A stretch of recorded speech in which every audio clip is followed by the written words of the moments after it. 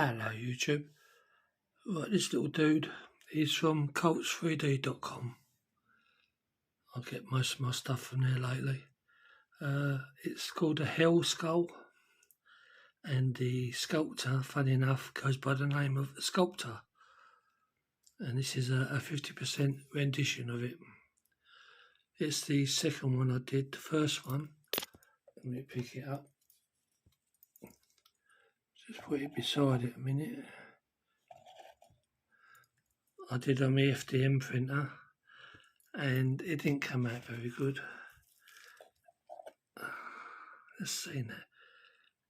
You can see a lot of the layer lines in the back on that horn there on the top. It did come out in the same scale, but I ended up doing a resin print of it. The reason it was 50% is that on my small resin printer it wouldn't print any bigger.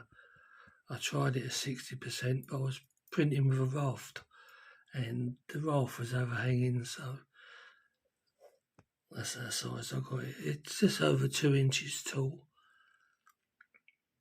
His eyes look a little bit boss-eyed, but yeah, they are a little bit, but that's how they were when I painted them. So that's another quickie, and another print done.